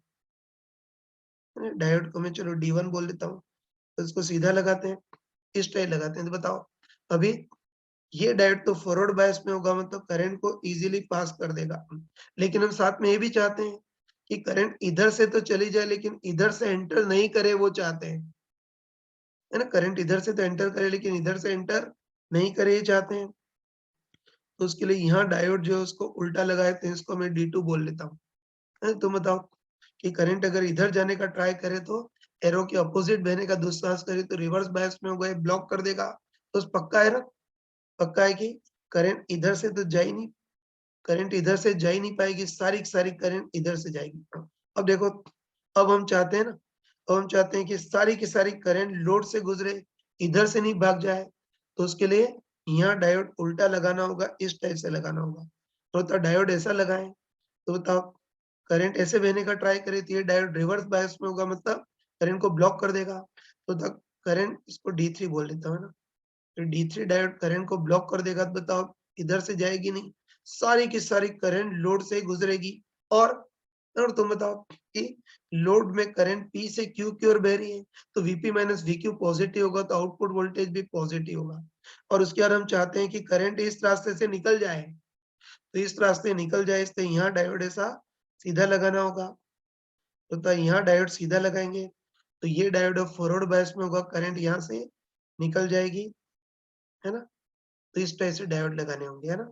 तो हम क्रॉस चेक भी कर सकते हैं, क्रॉस चेक भी कर सकते हैं कि ये चारों डायोड अगर इस टाइप से लगाए हो, है ना? इनपुट वोल्टेज की जब पॉजिटिव साइकिल चल रही हो, तो ये ए पॉइंट हाई पोटेंशियल पर और बी लो पोटेंशियल पर, तो सर्किट में करंट हाई पोटेंशियल से लो पोटेंशियल की ओर ऐसे जाने का ट्राई करेगी। तो ये डायोड रिवर्स बायस में होगा, करंट को ब्लॉक कर देगा। ये डायोड फॉरवर्ड बायस में होगा तो पास करेगा, फिर रिवर्स बायस में तो ब्लॉक कर देगा, सारी की सारी करंट लोड से गुजरेगी और इस डायोड के थ्रू निकल जाएगी। तो हम पक्का बोल सकते हैं ना, एक मिनट, हम पक्का बोल सकते हैं कि जो इनपुट वोल्टेज की पॉजिटिव साइकिल चलेगी, है ना? कह सकते हैं जो इनपुट वोल्टेज की पॉजिटिव साइकिल चल रही है, तब भी लोड में करंट P से Q की ओर बह रहा है, तो Vp माइनस Vq पॉजिटिव होगा, मतलब आउटपुट वोल्टेज भी पॉजिटिव होगा। है ना? ये भी बोल सकते हैं, एक मिनट, ये बोल सकते हैं कि अभी करंट इस रास्ते से बहेगी ना, और सारे डायोड बिल्कुल आइडियल डायोड हैं। तो D1 और D4 जो फॉरवर्ड बायस में, वो बिल्कुल कंडक्टिंग वायर के टाइप से काम करेंगे। तो बताओ जितना वोल्टेज इनपुट के अक्रॉस होगा, वही के वही वोल्टेज लोड के अक्रॉस होगा, तो आउटपुट होगा। तो बताओ इनपुट वोल्टेज इतना है, तो आउटपुट वोल्टेज भी उतना ही होगा। तो इनपुट वोल्टेज का एम्पलीट्यूड 5 वोल्ट है, तो आउटपुट वोल्टेज का भी एम्पलीट्यूड 5 वोल्ट ही होगा। इस बार 5/2 नहीं होगा। ये कर लिया, है ना? चलो अब आगे बढ़ते हैं। यहाँ तक बस पॉजिटिव साइकिल के लिए डायोड हमने देख लिया ना। अब नेगेटिव साइकिल में हमको चिंता करने की जरूरत नहीं, अपने आप एडजस्ट हो जाएगा ना। चलो, है ना। चलो अब मान लेते हैं कि इनपुट वोल्टेज की नेगेटिव साइकिल चल रही है, इसको मैं ग्रीनिंग में बताया था। तो अब मान लेते हैं कि इनपुट वोल्टेज की नेगेटिव साइकिल चल रही है, तो इनपुट वोल्टेज की नेगेटिव साइकिल में पोलैरिटी उल्टी हो जाएगी, मतलब ए पॉइंट लो पोटेंशियल पर और बी पॉइंट हाई पोटेंशियल पर होगा। तो बताओ, है ना। बताओ अब सर्किट में करंट हाई पोटेंशियल से लो पोटेंशियल की ओर ऐसे बहने का ट्राई करेगी, तो तब इस डायोड में तो करंट एरो के अपोजिट बहने का ट्राई करेगी, तो ये डायोड रिवर्स बायस में होगा, ब्लॉक कर देगा। और इसमें करंट एरो की डायरेक्शन में बहने का ट्राई करे तो D3 डायोड फॉरवर्ड बायस में होगा, तो करंट D3 के थ्रू बह जाएगी। अब बताइए जो D1 है वो रिवर्स बायस में होगा, तो यहाँ से तो करंट ब्लॉक हो जाएगी। तो बताओ इस बार भी सारी की सारी करंट लोड से ही गुजरेगी, और फिर ये करंट इस D2 वाले डायोड के थ्रू निकल जाएगी, इस टाइप निकल जाएगी, है ना। तो तुम खुद बताओ, है ना।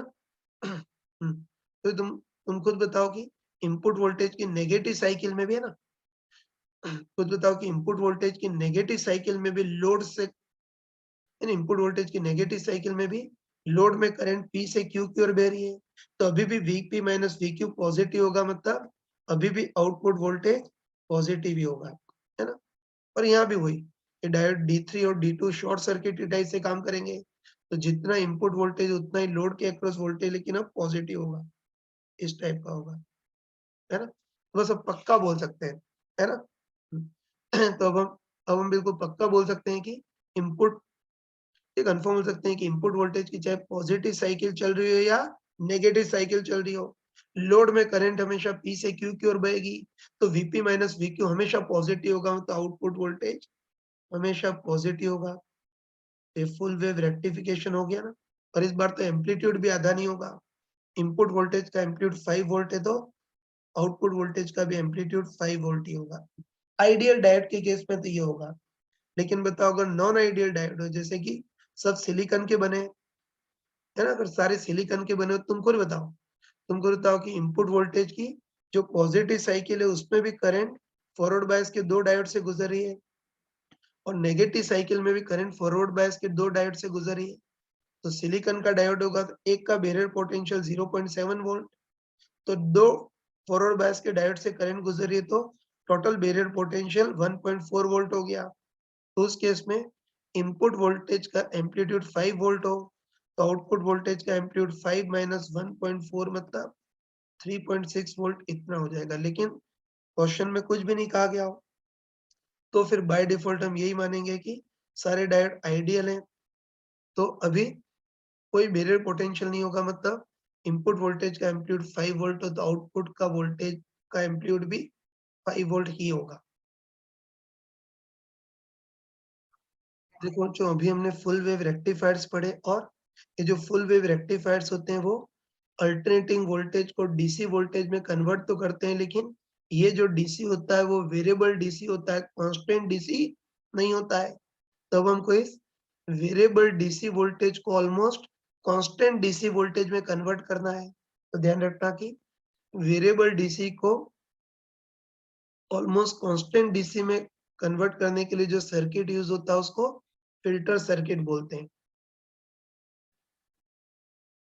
ये तो इस चैप्टर में तो इसको फिल्टर सर्किट बोलते हैं, लेकिन अगला जो कम्युनिकेशन सिस्टम वाला जो चैप्टर है उसमें इसी सर्किट को एम्पलीट्यूड डिमोडुलेटर या डायोड डिटेक्टर बोलते हैं। तो चलो एक बार देखते हैं कि ये फिल्टर सर्किट कैसे वर्क करता है, मतलब ये वेरिएबल डीसी को ऑलमोस्ट कांस्टेंट डीसी में कैसे कन्वर्ट करता है वो देखते हैं ना। तो चलो मान लेते हैं कोई अल्टरनेटिंग वोल्टेज है, कोई सबसे पहले इस अल्टरनेटिंग वोल्टेज को हम फुल वेव रेक्टिफायर से गुजारते हैं। तो हमको पता है कि फुल वेव रेक्टिफायर से गुजारेंगे तो ये जो अल्टरनेटिंग वोल्टेज है वो पूरा पूरा डीसी वोल्टेज में कन्वर्ट हो जाएगा।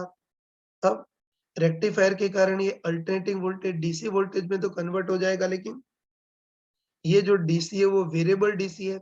अब हमको, है ना, चलो ऐसा करते हैं कि ये जो फुल वेव रेक्टिफाइड जो वोल्टेज है उसी को अपना इनपुट वोल्टेज मान लेते हैं ना। अब हमको इस वेरिएबल डीसी को ऑलमोस्ट कांस्टेंट डीसी में कन्वर्ट करना है, तो उसके लिए जो सर्किट यूज होता है उसको फिल्टर सर्किट बोलते हैं, है ना। तो देखो फिल्टर सर्किट में क्या होता है कि सिंपली ऐसा कोई डायोड होता है ना। फिल्टर सर्किट में सबसे मेन चीज कैसा डायोड होता है। डायोड के साथ इधर हम कैपेसिटर लगा देते हैं और कैपेसिटर के पैरेलल में हम लोड रेजिस्टेंस लगा देते हैं जिसके अक्रॉस आउटपुट अचीव करना है तो ध्यान रखना कि वो तो कैपेसिटर और लोड दोनों पैरेलल कॉम्बिनेशन में, तो दोनों के अक्रॉस पोटेंशियल डिफरेंस तो सेम ही होगा ना। तो बताओ कि कैपेसिटर के अक्रॉस जो पोटेंशियल डिफरेंस होगा या लोड के अक्रॉस जो पोटेंशियल डिफरेंस होगा उसी को हम आउटपुट वोल्टेज बोल देते हैं, है ना। बस अभी फिल्टर सर्किट कैसे वर्क करेगा वो देख।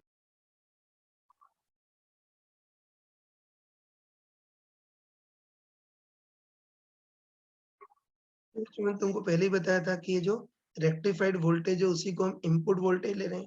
तो हमको पता है कि इनपुट वोल्टेज रेक्टिफाइड है इससे हमेशा पॉजिटिव होगा। और मान लेते हैं कि इनपुट है रेक्टिफाइड वोल्टेज हमेशा पॉजिटिव है, तो मान लेते हैं कि ये पॉइंट हमेशा हाई पोटेंशियल पर और ये पॉइंट हमेशा लो पोटेंशियल पर होगा। तो तुम बताओ कि इस सर्किट में करंट हाई पोटेंशियल से लो पोटेंशियल की ओर ऐसे बहने का ट्राई करेगी। और तुम बताओ कि डायोड में करंट एरो की डायरेक्शन में बहने का ट्राई कर रही है, तो डायोड फॉरवर्ड बायस में आ जाएगा, मतलब करंट को चार्ज फ्लो को पास कर देगा ना। और हमको पता है कि बिल्कुल आइडियल डायोड है, तो फॉरवर्ड बायस में जो डायोड है वो बिल्कुल एक शॉर्ट सर्किटेड वायर के टाइप से काम करेगा, है ना। और तुम बताओ कि अभी मतलब अभी ये जो डायोड है वो बिल्कुल शॉर्ट सर्किटेड वायर के टाइप से काम करेगा। तो अभी तो जितना इनपुट रेक्टिफाइड वोल्टेज होगा उसके पैरेलल कैपेसिटर के अक्रॉस भी वोल्टेज उतना ही होगा, उसके पैरेलल लोड रेजिस्टर के अक्रॉस भी वोल्टेज उतना ही रहेगा, मतलब आउटपुट वोल्टेज भी उतना ही रहेगा। तो अभी तो जितना रेक्टिफाइड इनपुट वोल्टेज है उतना ही आउटपुट वोल्टेज भी होगा, है ना। अब आगे बढ़ रहे हैं। तो बताओ अब कितना साफ-सा दिख रहा है। तो बताओ शुरू में तो ये रेक्टिफाइड इनपुट वोल्टेज बढ़ेगा, तो हमको पता है कि रेक्टिफाइड इनपुट वोल्टेज बढ़ेगा तो उसके पैरेलल कैपेसिटर के भी अक्रॉस वोल्टेज बढ़ेगा, मतलब सिमिलरली जो आउटपुट वोल्टेज है वो भी बढ़ेगा। तो कह सकते हैं ना कि शुरू में तो कह सकते हैं कि शुरू में रेक्टिफाइड इनपुट वोल्टेज बढ़ेगा तो कैपेसिटर के अक्रॉस भी वोल्टेज बढ़ेगा और ये सिमिलरली जो आउटपुट वोल्टेज है वो भी बढ़ेगा, ए से बी तक तो बढ़ेगा। और बताओ बढ़ते-बढ़ते है ना, बढ़ते-बढ़ते एक पोज़ीशन ऐसी आएगी जब रेक्टिफाइड इनपुट वोल्टेज मैक्सिमम होगा बी पॉइंट पर। तो एक पोज़ीशन ऐसी आएगी जब रेक्टिफाइड इनपुट वोल्टेज मैक्सिमम होगा, तो उस टाइम पर कैपेसिटर के अक्रॉस वोल्टेज मतलब आउटपुट वोल्टेज भी मैक्सिमम हो गया। तो ए से बी तक तो देख लिया। अब आगे बढ़ते हैं। तो तब बी पॉइंट के बाद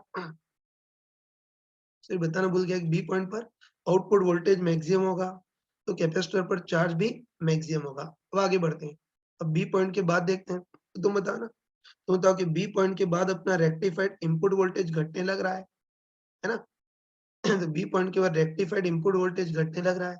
रेक्टिफाइड इनपुट वोल्टेज घटने लग रहा है, तो कैपेसिटर का भी जो वोल्टेज है वो घटने का ट्राई करेगा और कैपेसिटर का वोल्टेज घटने का ट्राई करेगा, मतलब कैपेसिटर का चार्ज भी घटने का ट्राई करेगा। और बताओ ना, चार्ज घटने का ट्राई करेगा मतलब कैपेसिटर का चार्ज लौट करके पीछे जाने का ट्राई करेगा। लेकिन तुम बताओ ना, तुम बताओ कि कैपेसिटर का चार्ज जैसे ही लौट करके पीछे आने का ट्राई करेगा, तो अब ये डायोड रिवर्स बायस में हो जाएगा। रिवर्स बायस में हो जाएगा मतलब अब ये चार्ज फ्लो को ब्लॉक कर देगा। मतलब डायोड जो है वो कैपेसिटर पर चार्ज आने तो देगा लेकिन कैपेसिटर से चार्ज निकलने नहीं देगा। पता जैसे ही कैपेसिटर से चार्ज निकलने का ट्राई है ना, जैसे ही कैपेसिटर का चार्ज वापस पीछे जाने का ट्राई करेगा, तो अब ये जो डायोड है वो रिवर्स बायस में आ जाएगा। और रिवर्स बायस में आ जाएगा मतलब अब ये चार्ज फ्लो को ब्लॉक कर देगा। बस बताओ, चार्ज फ्लो को ब्लॉक कर देगा मतलब कैपेसिटर का चार्ज डायोड वाले रास्ते से तो बह ही नहीं सकता है। तो अब जो कैपेसिटर का चार्ज है वो किससे बहेगा? केवल इस लोड रेजिस्टर से बहेगा। कह सकते हैं ना कि इधर वाला रास्ता तो ब्लॉक हो गया। तो बताओ अब जो भी कैपेसिटर का चार्ज है वो लोड रेजिस्टर के रास्ते से बहेगा। और बताओ कैपेसिटर का चार्ज लोड वाले रेजिस्टर के रास्ते से बहेगा, मतलब अब ये सर्किट क्या बन गया? आरसी डिस्चार्जिंग सर्किट बन गया, है ना। तो अब कैपेसिटर का जो भी चार्ज है वो लोड के रेजिस्टर के थ्रू बहेगा, मतलब इस रास्ते बहेगा, तो आरसी डिस्चार्जिंग सर्किट हो गया। और हमको अच्छे बताया कि आरसी डिस्चार्जिंग सर्किट में कैपेसिटर का चार्ज एक्सपोनेंशियली घटता है, तो प्रोपोर्शनली कैपेसिटर का वोल्टेज भी एक्सपोनेंशियली घटेगा। और अंडरस्टूड है कि कैपेसिटर का वोल्टेज एक्सपोनेंशियली घटेगा तो लोड का वोल्टेज भी घटेगा, मतलब आउटपुट वोल्टेज भी घटेगा। है तो ये ध्यान था। बी पॉइंट के बाद अब इधर तो चार्ज जा ही नहीं सकता, तब ये जो कैपेसिटर रेजिस्टर के थ्रू डिस्चार्ज होगा, तो कैपेसिटर का चार्ज एक्सपोनेंशियली घटेगा तो कैपेसिटर का वोल्टेज मतलब आउटपुट वोल्टेज भी एक्सपोनेंशियली घटेगा, है ना? लेकिन ध्यान रखना है ना, कि कैपेसिटर का वोल्टेज एक्सपोनेंशियली घटेगा सही, लेकिन तुम बताओ ये तब तक घटेगा जब तक कि कैपेसिटर का वोल्टेज इस इनपुट वोल्टेज से कम नहीं हो जाए, तब तक घटेगा। और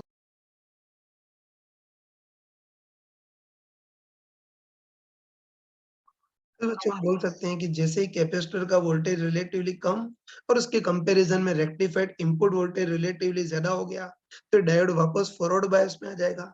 वापस इससे चार्ज बहेगा और बह करके कैपेसिटर पर स्टोर्ड होगा।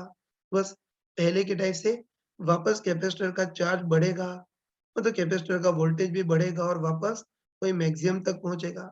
और वापस वही कहानी तो मैक्सिमम के बाद जब चार्ज, है ना, मैक्सिमम के बाद जब चार्ज वापस लौटने का ट्राई करेगा तो वापस डायोड ब्लॉक कर देगा। वापस बेचारा कैपेसिटर का चार्ज लोड रेजिस्टर के थ्रू बहेगा, मतलब कैपेसिटर की डिस्चार्जिंग होगी तो इसके कारण पोटेंशियल घटेगा, फिर वापस बढ़ेगा, फिर वापस घटेगा। इस टाइप से हम बोल सकते हैं ना, इस टाइप से हम बोल सकते हैं कि बार-बार एक कैपेसिटर, हम बोल सकते हैं कि बार-बार एक कैपेसिटर इनपुट वोल्टेज से तो चार्ज होगा और फिर लोड रेजिस्टर के थ्रू डिस्चार्ज होगा। फिर इनपुट वोल्टेज से चार्ज होगा और लोड रेजिस्टर से डिस्चार्ज होगा। फिर चार्जिंग डिस्चार्जिंग चलती रहेगी। तो कैपेसिटर के अक्रॉस वोल्टेज या आउटपुट वोल्टेज का ग्राफ इस टाइप का होगा। बना सकते हैं ना अलग से, है ना? बना सकते हैं कि पहले कैपेसिटर इनपुट वोल्टेज से चार्ज होगा, फिर लोड रेजिस्टर के थ्रू डिस्चार्ज, फिर इनपुट वोल्टेज से चार्ज, फिर लोड रेजिस्टर के थ्रू डिस्चार्ज, फिर चार्ज डिस्चार्ज। इस टाइप से हम बोल सकते हैं कि, है ना, इस टाइप से हम बोल सकते हैं कि अब जो, है ना, अब जो कैपेसिटर या लोड के अक्रॉस जो आउटपुट वोल्टेज होगा वो ऑलमोस्ट कांस्टेंट डीसी होगा, है ना? इसमें वेरिएशन काफ़ी कम है। बस हम बोल सकते हैं कि ये जो सर्किट है, डायोड, कैपेसिटर और रेजिस्टर, ये जो सर्किट है वो वेरिएबल डीसी को ऑलमोस्ट कांस्टेंट डीसी में कन्वर्ट करता है। इस सर्किट को हम फ़िल्टर सर्किट बोलते हैं। तो बच्चों इसमें एक और चीज़ देख सकते हैं ना, एक और चीज़ देख सकते हैं, बताओ ये जो आरसी सर्किट है ना, इस आरसी सर्किट का टाइम कांस्टेंट कितना होता है? आर इंटू सी होता है ना। तो इस आरसी सर्किट का टाइम कांस्टेंट में तो आर इंटू सी ज्यादा हो, तो डिस्चार्जिंग में डिले या देरी भी ज्यादा होगी, मतलब डिस्चार्जिंग धीरे धीरे होगी, मतलब यहाँ से यहाँ तक जो डिस्चार्जिंग हो रही है उसमें कैपेसिटर का वोल्टेज ज्यादा नहीं गिरेगा, है ना? और कैपेसिटर का वोल्टेज ज्यादा नहीं गिरेगा तो ये जो आउटपुट वोल्टेज है उसमें वेरिएशन काफी कम होगा, मतलब हमको जो फाइनल आउटपुट मिलेगा वो ज्यादा स्टेडी डीसी आउटपुट मिलेगा। और जो इसमें एक और चीज देख सकते हैं, फिर हमको बताया कि आरसी सर्किट का टाइम कांस्टेंट आर इंटू सी होता है ना। तो ये देख सकते हैं कि इस आरसी सर्किट का टाइम कांस्टेंट काफी ज्यादा हो, मतलब आर इंटू सी का मल्टीप्लाई काफी ज्यादा हो, तो डिस्चार्जिंग में डिले भी ज्यादा होगा, मतलब डिस्चार्जिंग में देरी ज्यादा होगी। देरी ज्यादा होगी मतलब डिस्चार्जिंग काफी धीरे धीरे होगी। और बताओ डिस्चार्जिंग काफी धीरे धीरे होगी तो डिस्चार्जिंग के ड्यूरिंग ये कैपेसिटर का जो वोल्टेज है वो कम गिरेगा। और तब वोल्टेज कम गिरेगा मतलब आउटपुट वोल्टेज में वेरिएशन काफी कम होगा, मतलब अपना जो फाइनल आउटपुट है वो ज्यादा डीसी होगा, मतलब ज्यादा स्टेडी होगा, ज्यादा कांस्टेंट होगा, है ना? बाकी तुम बताओ, ये तुम बताओ कि अगर टाइम इस आरसी सर्किट का टाइम कांस्टेंट कम हो तब तो डिस्चार्जिंग में देरी भी कम लगेगी, तो बताओ डिस्चार्जिंग के ड्यूरिंग कैपेसिटर का वोल्टेज तेजी से गिरेगा, मतलब ज्यादा गिरेगा। और तब वोल्टेज ज्यादा गिरेगा तो वोल्टेज में वेरिएशन भी ज्यादा होगा, है ना? तो इसीलिए ध्यान रखना, है ना, इसीलिए ध्यान रखना कि आरसी सर्किट का टाइम कांस्टेंट या आरसी काफी ज्यादा हो तो डिस्चार्जिंग में देरी भी ज्यादा लगेगी, डिस्चार्जिंग धीरे धीरे होगा तो डिस्चार्जिंग के ड्यूरिंग कैपेसिटर का वोल्टेज या आउटपुट वोल्टेज कम गिरेगा। और आउटपुट वोल्टेज कम गिरेगा तो ये आउटपुट वोल्टेज में वेरिएशन भी काफी कम होगा, मतलब आउटपुट अपना जो आउटपुट वोल्टेज है वो ज्यादा डीसी होगा, ज्यादा कांस्टेंट होगा, मतलब ज्यादा स्टेडी होगा, है ना? तो हम बोल सकते हैं, हम बोल सकते हैं कि आउटपुट वोल्टेज ज्यादा स्टेडी या ज्यादा कांस्टेंट होने के लिए कि आउटपुट वोल्टेज में वेरिएशन काफ़ी कम होने के लिए ये आरसी सर्किट का जो टाइम कांस्टेंट आर इंटू सी है वो काफ़ी ज़्यादा होना चाहिए। मतलब इस आरसी सर्किट का जो टाइम कांस्टेंट है वो इस रेक्टिफाइड इनपुट वोल्टेज के कंपैरिजन में बहुत-बहुत ज़्यादा होना चाहिए। ये तो हमने प्रॉपर लिख भी दिया है। ठीक है ना कि आउटपुट वोल्टेज में वेरिएशन कम होने के लिए या आउटपुट वोल्टेज ज़्यादा स्टेडी होने के लिए इस आरसी सर्किट का जो टाइम कांस्टेंट है वो काफ़ी ज़्यादा होना चाहिए, मतलब इनपुट वोल्टेज के टाइम पीरियड से भी काफ़ी ज़्यादा होना चाहिए। बताओ आरसी सर्किट का टाइम कांस्टेंट आर इंटू सी होता है, that should be very very greater than time period of input voltage का। अब दोनों उल्टा करते हैं, दोनों इन्वर्स कर देंगे तो इनइक्वालिटी का साइन उल्टा हो जाएगा ना। तो बताओ ज़्यादा स्टेडी आउटपुट या ज़्यादा कांस्टेंट आउटपुट प्राप्त करने के लिए RC should be very very greater than T, तो 1 upon RC should be very very less than 1 by T। और बताओ T क्या है? इनपुट वोल्टेज का टाइम पीरियड है, 1 by T इनपुट वोल्टेज की फ्रीक्वेंसी होगी, तो 1 by RC is very very greater than F, या उल्टा करें तो F should be very very greater than 1 by RC। तो बस इससे हम क्लियरली है ना, इससे हम क्लियरली बोल सकते हैं कि अपना आउटपुट वोल्टेज ज्यादा कांस्टेंट या ज्यादा स्टेडी चाहिए या ज्यादा डीसी चाहिए, तो उसके लिए ये जो अपना और अपना रेक्टिफाइड इनपुट वोल्टेज है उसकी जो फ्रीक्वेंसी है 1 ओपन आरसी से बहुत-बहुत ज़्यादा होनी चाहिए, है ना? अब देखो ये चीज़ हम कम्युनिकेशन में ही पढ़ेंगे, है ना? कम्युनिकेशन में ही पढ़ेंगे कि अभी जिसको फ़िल्टर सर्किट बोल रहे हैं, कम्युनिकेशन में उसको एम्पलीट्यूड डिमोडुलेटर सर्किट पढ़े बोलेंगे। तो वहाँ भी वही पढ़ेंगे कि अ, अच्छा एम्पलीट्यूड डिमोडुलेटर होने के लिए ये जो कैरियर वेव की फ्रीक्वेंसी है 1 ओपन आरसी से बहुत-बहुत ज़्यादा होनी चाहिए। देखो ये फ़िल्टर सर्किट का भी जो भी डिटेल थ्योरी है मैंने लिख दिया है, तो तुम वीडियो पॉज़ करके नोट कर लेना। ये फ़िल्टर सर्किट की थ्योरी का है पहला पेज, ये उसकी थ्योरी का दूसरा पेज, ये उसकी थ्योरी का तीसरा पेज और ये इसकी थ्योरी का चौथा पेज। तो तुम वीडियो पॉज़ करके इसको नोट कर लेना।